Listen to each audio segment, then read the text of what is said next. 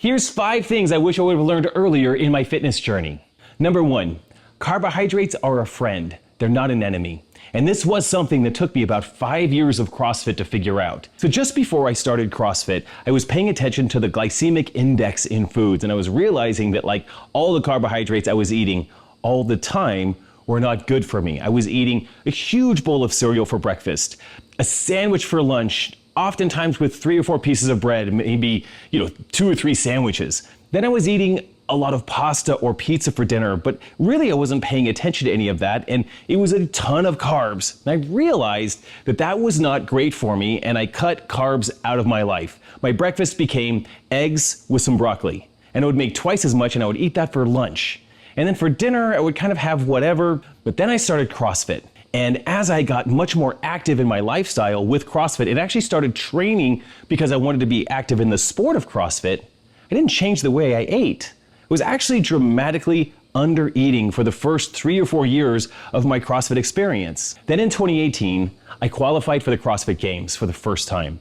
And I decided to do an audit and see what am I actually eating every day. I tracked a couple of days of eating, and I realized I was taking in about 2,200 calories a day, and that is not enough for the amount of training that I was doing at the time. And don't worry, I'll talk about how I was training as another lesson that I learned along the way. I realized that I was under eating, and I needed to eat more to sustain the training that I was doing on a daily basis. I calculated my macros and realized that I needed something more like 3,000 calories a day, which is around 100 grams of fat, 200 grams of protein, 300 grams of carbohydrates every day, and I made that adjustment. At first, eating enough food every day actually made me feel overly full. I felt stuffed, and I was trying to do all of this without eating any grains, including rice. So it's a lot of sweet potatoes and a lot of fruit. So I was very, very full. But I did discover along that way my ability to push myself through training sessions increased significantly. My lifts increased, my capacity increased. I was like a new me.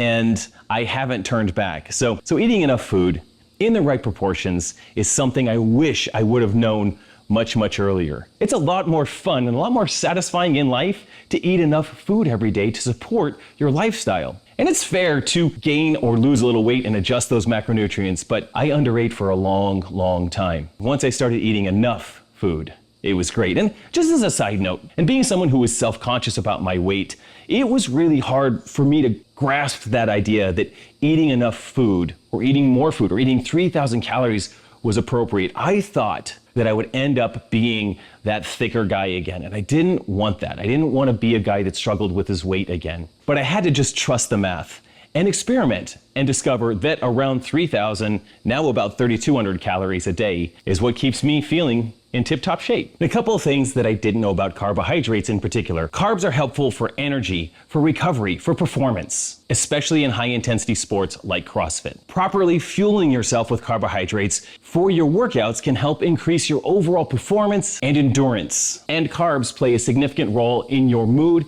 and your cognitive function, which can affect motivation and performance. The second thing I wish I would have learned early on is to not train through an injury. I'm currently warming up for my second session here today. And I'm feeling so grateful that I can do 2 sessions a day most days of the week because right now I'm not injured. But I have felt a tweak here and there. And I've just decided that if I feel a tweak while I'm training or I feel a tweak while I'm working out, I'm gonna stop whatever I'm doing and move on to the next thing or skip the next thing or go home that day. I remember it was in January this year, I was finishing up a session with front squats, totally normal, no big deal, front squats for a session. And it was a few days before a competition at Beach Brawl. As I stood up on a squat, I felt this weird tweak in my left knee. And this was just a few weeks out from the CrossFit Open. So I just knew that, hey, I don't want to gamble on any kind of an injury during the Open or during the qualifier season. So I stopped front squatting, I stopped what I was doing, I walked carefully, put all my weights away, I went home, threw on my Normatec compression pants, and didn't train the next day. I actually went to the competition at Beach Brawl, I think a couple of days later, and just told myself like, hey, if I don't feel good or if something feels weird,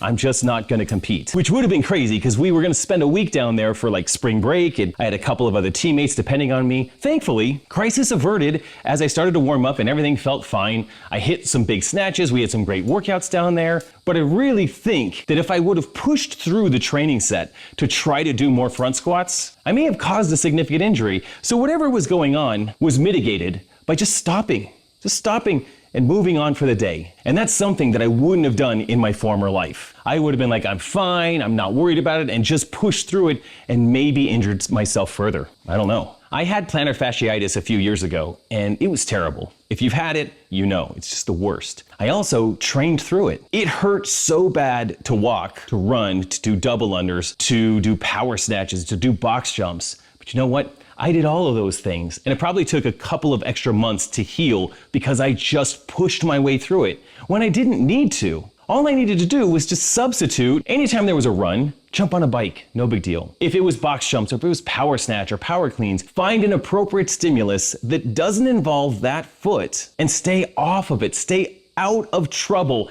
and don't re-injure it every single day, which is what I did. And so I've learned, if there's an injury, there's always an opportunity to do another movement, to substitute something, to work on something else. If I've got something wrong with a knee or an ankle, I can always work on upper body for a couple of weeks. It's okay. The journey is long, and it doesn't make sense to plow your way through an injury. It's just gonna cause more setbacks. So, not try to push my way through it. Yeah, I know that's easier said than done, but man, it's the truth.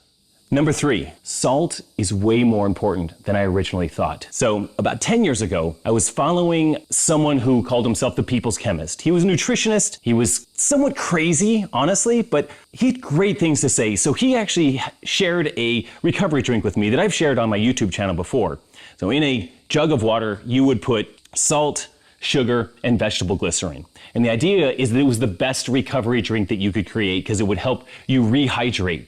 Sugar, salt, vegetable glycerin, all helpful for retaining water. And it was great. I used it for years and years and years. I really feel like it was something that was good, but it wasn't enough. It wasn't until the past couple of years that I've realized that we are dramatically undersalted as human beings, especially as athletes. Here's the reality. Optimal health outcomes occur when we're taking in 2 to 3 times the government recommended amount of salt on a daily basis. And that's not just because Element is a sponsor, although I'm a huge fan of Element because it's a great way to get salt in me on a consistent basis. 2 times a day, before each of my training sessions, I'm taking an Element packet. I'm also adding salt to water the first thing in the morning, just Himalayan sea salt and my water, along with apple cider vinegar. Before I go to bed, I take Thirdsy every night, and then I add salt to that water as well. In fact, I don't know if I drink much water throughout the day that doesn't have salt in it. As athletes, adequate salt intake can improve performance. And I felt that. I feel it in my workouts every day. It was dramatic when I first started. Now I just expect it. Sodium also plays a huge role in recovery, which is essential for us, especially as masters athletes. For me, anything I can do to improve my recovery between workouts is super important. Whenever I tell people about how much salt I take in every day, 6,000 to 7,000 milligrams, they always ask about high blood pressure. Doesn't it cause high blood pressure? Well, it turns out that that correlation may not be accurate, that there are a lot of things that contribute to high blood pressure. And in fact, sugar is way, way, way more dangerous than salt. So do your own research. This is something that you can always test for yourself. But for me, I underestimated the positive impact that salt would have for me. Since we're on this subject and I'm getting ready for my second session, I'm already starting to sweat by just being outside. As part of my warm-up, I am going to drink half of this shaker bottle of Element and water right now to pre-hydrate for this training session. I've got an hour of cardio that I'm about to jump into. I'm gonna be on the ski erg and doing toes to bar, and then I'm gonna be on the runner and pistol squats. So I'm gonna get so sweaty. Even if I wasn't gonna get super sweaty or it wasn't that long of a session, I would still be drinking Element as part of my pre-workout. It is an incredible source of electrolytes, including sodium, potassium, and magnesium that helps me stay hydrated and perform at my best in my workout and in my recovery as well. Element is a tasty electrolyte drink mix with everything you need and nothing you don't. That means a lot of salt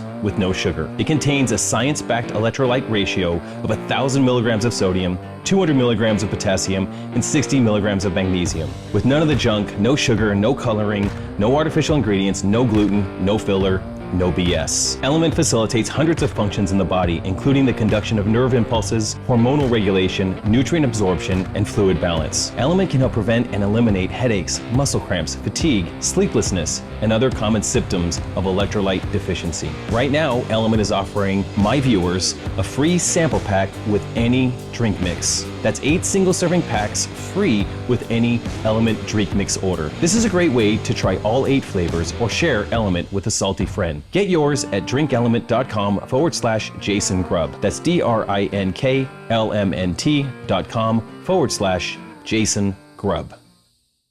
Number 4, a training program specific for masters athletes is better than a generic training program. Conversely, if you're a younger athlete, a general training program is better for you than a masters training program. And this was something that took me a few years to learn. I started CrossFit at age 38, and I tried to qualify for the CrossFit Games as an athlete when I was 40 and when I was 41. And I was training like crazy. And I'll just share, I was following CompTrain at the time. So CompTrain is a training program that offered their program free to everyone online way back in the day.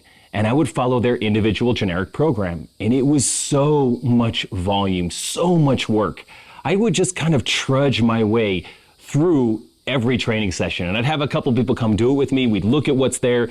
It just felt like we were super cool because we were doing CompTrain, right? It was kind of what everyone did at the time. But I wasn't getting better. I wasn't getting stronger. I wasn't eating enough food, which I've already talked about, but it was also just way too much volume. I was so sore all the time and I wasn't able to recover between sessions, and that left me plateauing. So as a 40-year-old, I thought I was gonna make it to the games. I was a very fit human being. Nope.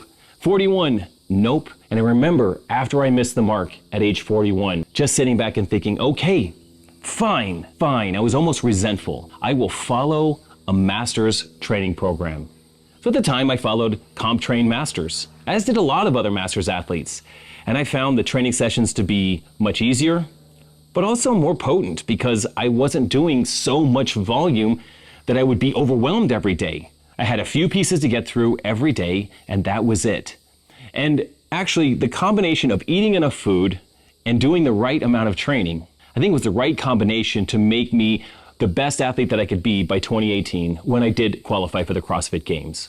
And that's 2018. It's been 6 years since then. And I have followed a couple of master's training programs. And if you know me now, you know that I've created my own training program specific to masters athletes. I think it's the best in the world. The bottom line is that a master's program is tailored to maturity. It's tailored to the needs and the volume and the recovery requirements for masters athletes. A good master's program will focus on injury prevention. We won't just be banging our heads against the wall day after day doing the repetitive movements that are very hard on our joints and on our body. A good master's program is going to use movements and use techniques that will help us get the most out of our time in the gym without beating our bodies up. And a good master's program is going to focus on long-term sustainability in this fitness world, in this sport. It's all about the long term. I see myself as a 48-year-old athlete, as somebody that has got another 20 to 25 years, ideally in this sport, but that's how I'm planning, that's how I'm thinking. I'm always considering my longevity in this sport. Number 5, there are no shortcuts. When I started CrossFit, I really wanted there to be shortcuts.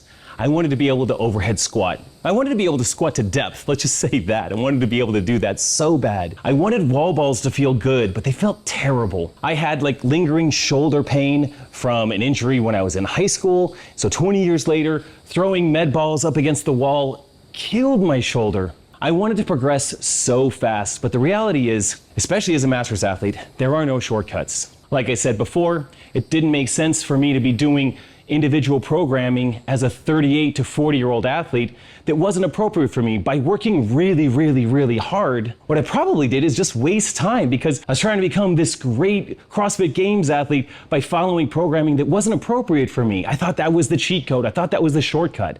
I thought if I just worked harder and I pushed harder and faster that I could somehow shortcut my way to the CrossFit Games. When the reality is, it's all about consistency. It's doing the right things every single day, eating the right amount of food every day, getting the right amount of training every day, having an emphasis on recovery in your life, sleeping enough every night. These are the cheat codes. The shortest distance between you and your goals is being consistent every day, not skipping any big steps. Now, don't get me wrong, when you're first getting started, it's great. Like every day is a new back squat PR. You're like on this nice growth curve. It's so great. And then you get to a certain point in your training age where you're not new anymore. And getting a 5-pound PR on a back squat is huge and it takes so much effort. It's so much work. Adding 10 pounds to a snatch at my age now takes years of effort. This isn't just a quick 12-week program and I'm gonna add 20 pounds to a snatch. It could take years for me to get a snatch that heavy, especially with my training age and my actual age. Patience is key. It takes time to learn how to be efficient in movements. I was a gymnast in high school, and when I started CrossFit, I could do a kipping pull-up. I just kind of understood how kipping worked. And then I could do a bar muscle up within 3 or 4 months, and it was great. I mean, every time I did it, I tore my hands because I didn't really have like the grip strength for that, so my hands would just tear. I get blisters every time. And I remember trying ring muscle ups before I had the grip strength to really hang on to the rings well. And then 18 months after I started CrossFit, I finally got a ring muscle up, and I might have even gotten 2 that day, but it took me years to develop the skill and the efficiency to be able to do something like a ring muscle up for 10, 15, 20 reps. It took years and years of practice to become efficient like that. So that's the deal. It's the sad news. I've always looked for shortcuts in life, and the more I live, the more I realize there are no shortcuts. I wish there were, but there's not. So 5 things I've learned: eat enough food. Don't push through an injury. Salt is way more important than you think. A master's training program is much better for a master's athlete than a general training program. And there are no shortcuts. I'd love to know what you wish you would have learned earlier in your fitness journey. Share in the comments below. And if you like my content, do me a quick favor. Click the like button, subscribe to the channel. That helps let the YouTube algorithm know that, hey, we've got something good going on here. And as always, your best days are ahead of you. There's no shortcuts. Get bolder, not older. See ya.